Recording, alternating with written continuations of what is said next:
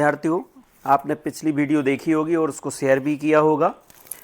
आप शेयर बिल्कुल ना करें, लाइक बिल्कुल ना करें, लेकिन 10वीं के विद्यार्थियों का भला ज़रूर करें। संस्कृत मैराथन के अंतर्गत मोस्ट आईएमपी क्वेश्चन के अंतर्गत आज हम देखेंगे अन्य क्वेश्चनों को अगले पार्ट से। देखिए, आप अगर वीडियो दूसरे तक शेयर कर रहे हैं तो आप उसका भी भला करेंगे। ये मत सोचिए कि मेरे नंबर ज़्यादा आएंगे उसके कम आएंगे। आपको बहुत धैर्य से तैयारी करनी है और संस्कृत में हलंत विसर्ग का ध्यान बहुत अच्छे से रखें। तो पहला प्रश्न देखते हैं, द्रक्षति पदे धातु अस्ति। तो द्रस धातु है, ये जरूर ध्यान रखें, ये क्वेश्चन जरूर आएगा।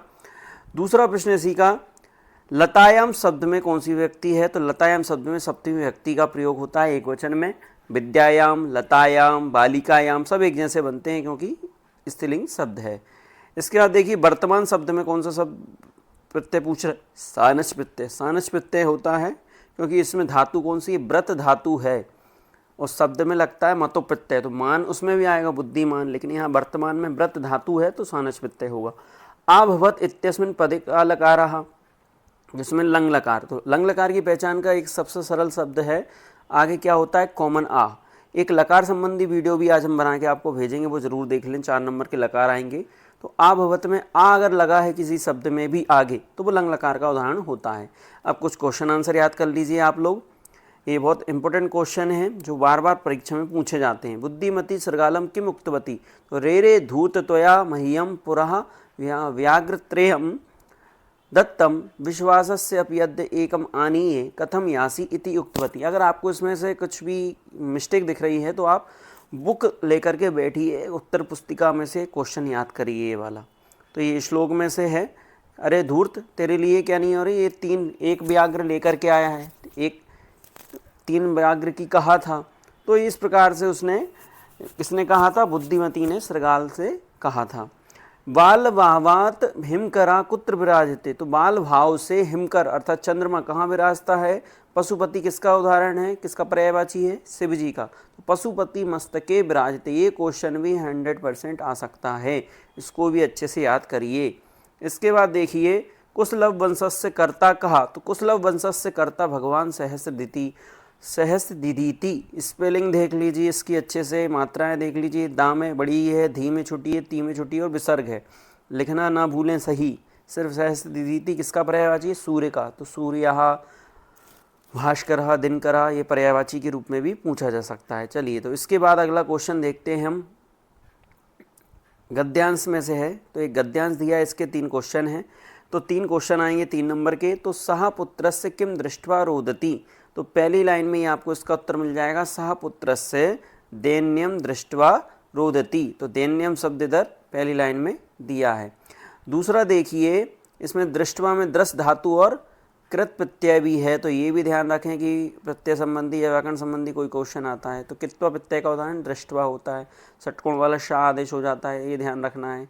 दूसरा, पुत्रस्य दैन्यम दृष्ट्वा कह अश्रु पूरितः, कौन रोने लगा था, तो सुरभि। सुरभि कौन है उसकी।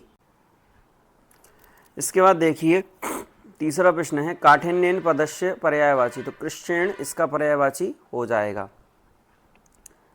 फिर एक पद्यांश देख लेते हैं हम। पद्यांश भी इंपॉर्टेंट है, कोई भी पद्यांश आ सकता है, ये 5वें पार्ट का क्वेश्चन है। प्रथमः शत्रु कहा। तो प्रथमा शत्रु क्रोधः, ध्यान से देख लीजिए, पहला शत्रु कौन है अपना, क्रोध। काष्ठम कह दहते। तो वह्नि अर्थात आग, अग्नि। शत्रु पदस्य विपरीतार्थक क्या है, शत्रु का आएगा मित्रम। तो इस प्रकार से मित्रम आएगा, ये मित्रम नहीं आएगा, मित्रम होता है, मित्रा नहीं होता है, नपुंसकलिंग शब्द है। अब एक बहन के लिए अपन को पत्र लिखना है। सो घन्यः विहावाये आमंत्रितुम सौमित्रम प्रति पत्रम। तो ये पत्र जरूर आएगा, अवकाश का पत्र जरूरी है, आए ना वो तो याद करके रखिए, लेकिन इस पत्रकार का पत्र भी याद रखिए। क्या है पत्र, प्रिय सखी रमा, या कोई भी नाम हो सकता है। सादरम नमः, आशा अस्ति भवत्या सानंदः शाकुशलम संति।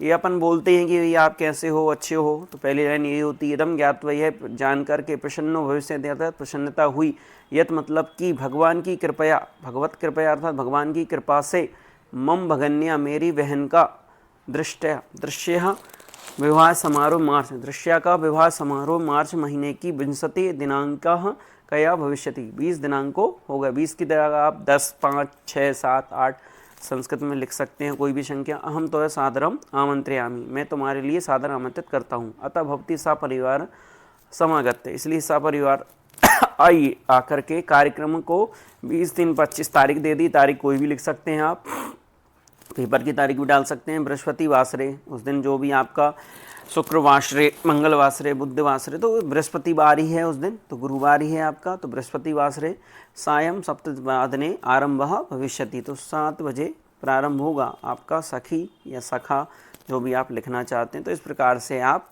इसको अच्छे से करें। अगली वीडियो में मिलते हैं आप सभी से और प्रश्नों के साथ। इसको शेयर करिए, लाइक करिए। धन्यवाद। नमो नमः।